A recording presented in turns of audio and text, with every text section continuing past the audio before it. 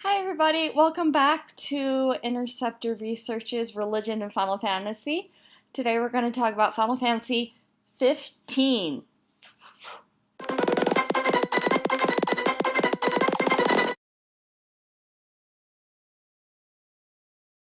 I really love Final Fantasy 15, which surprised me. I did not think I was going to like it.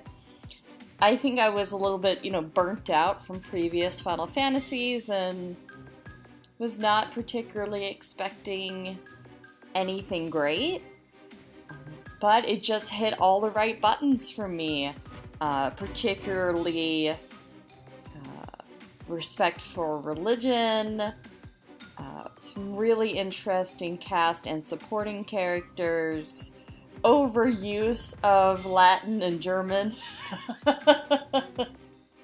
So much Latin and German.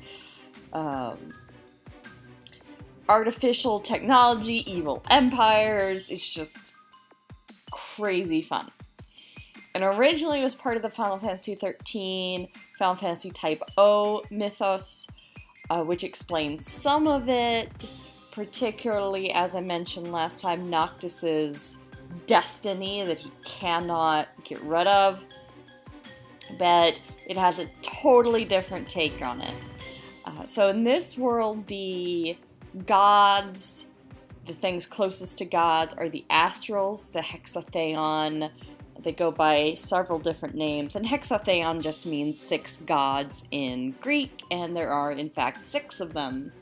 So they're kind of in charge. They watch over humans, and they really care about humans. Whether or not they're the ultimate power in the universe isn't clear, but this is definitely what the religion of 15 is based on.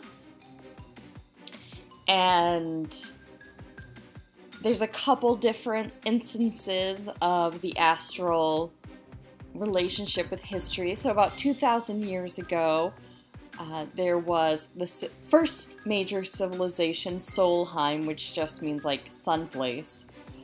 And that is a fallen kingdom that had Ifrit as its main god, and then it rebelled, built the Omega weapon to kill astrals. Does this sound familiar to anybody? And so there was a huge war. Ifrit ended up being killed before he could destroy all of the world with fire, which is a thing Ifrit is prone to do. But even though Ifrit is corporeally killed, he returns in the game, so he is still kind of around and somehow able to take on some sort of physical form, because you do fight him near the end of the game. And this seems to be par for the course of the astrals. There is both a corporal form and the spiritual form that remains, even if the physical form is killed, as we see with other gods. Leviathan is killed, Shiva is killed. I don't know if the other ones are, but those two are definitely killed in the course of the game, but you're still able to summon them, interact with them, and everything like that. After this astral war, the planet became besieged by the Star Scourge, which is essentially a corrupting power, kind of like a virus, but it corrupts you and turns people into demons.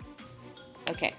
Or diamonds, as it's spelled. Because it's Daemon, which would be diamond in the original Greek. Or daimon. Daimon is how you would say it in ancient Greek. But these people aren't Greek. So,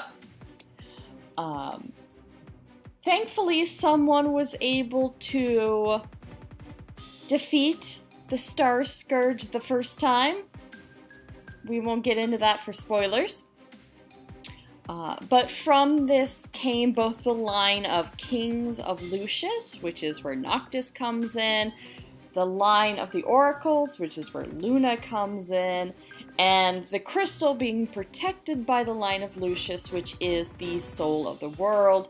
And they are supposed to work together until the true king comes about, and the scourge, the uncleanliness, is able to be fully cleansed from the world. Which I haven't known that that's something about Shintoism, but I don't remember anything about Shintoism because I've never formally studied it. But might be something about Shintoism there. Cool. So the Lucian kings are protecting the crystal, the heart of the world, and the oracles travel around the world and cure people who have been infected by the scourge. And that's kind of their whole power. Also, the oracles are the ones who are able to communicate with the gods and let the gods know what people need. So there's a very important relationship between the oracles and the astrals, particularly any messengers or angels in Greek, who come from the astrals to work more directly with the oracles. In game we get Gentiana. She is the messenger and has a very close, very sweet relationship with Luna.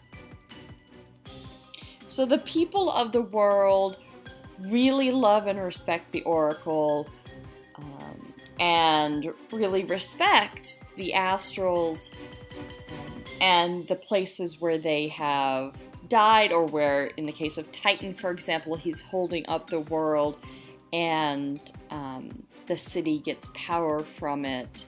So very important there. So humans are always recognizing the importance of the power of the astrals, the importance of the oracles. The worship is again unclear. Certainly the oracle is important in the worship of the astrals and communication with the astrals. And both the true king and the oracles have to sacrifice a lot in order to do their duty and maintain the relationship between humanity and the astrals. But it doesn't seem like the rest of humanity really has to do anything with that. They support the kings of Lucius and the oracles, and then the kings and the oracles handle everything with the gods, which is something that you see in religion. Certainly in certain religions. It's really about the priest doing all the things right for the people, rather than personal devotion of the people. So even though we don't get more of the details, we do see the religion being an important part in the health of the world. And instead of the good guys killing the gods, the bad guys kill the gods. Well, mostly. There's Ifrit, but he's a rogue. So it's a really fascinating game that departs from the previous games of humans setting up their own destiny, humans taking all the power in their own hands, and actually saying, we have to work with the astrals, we have to fulfill our duties, and let that be for the good of the world. Sidebar, something really interesting in this game is how the kings of Lucius support the crystal, and everybody who lives within that crystal protection really has a good time. But outside of that, the villages are really constantly being under attack from demons and the Empire.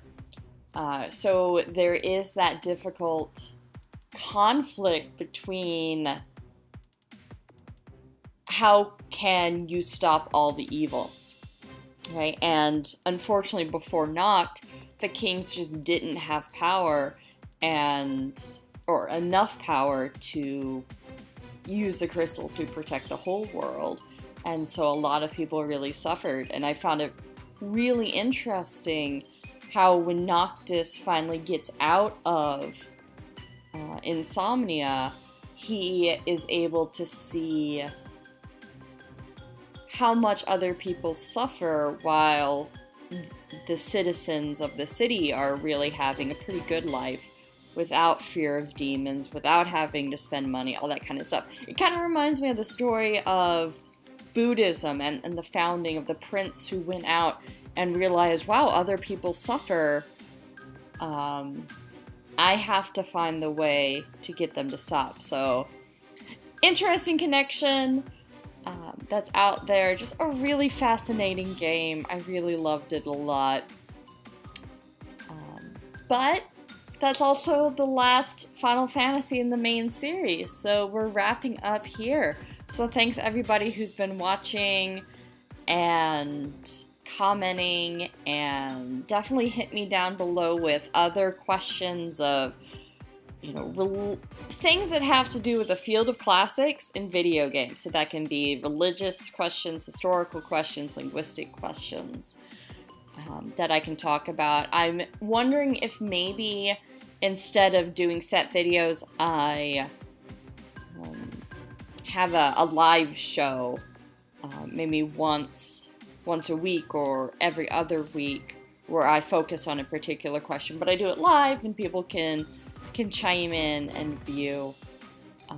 So if you think that's an interesting thing, tell your friends about it. Chime in below or on my Twitter or anywhere else you can reach me, my Twitch, my Facebook, anything. So thanks y'all for watching. Bye!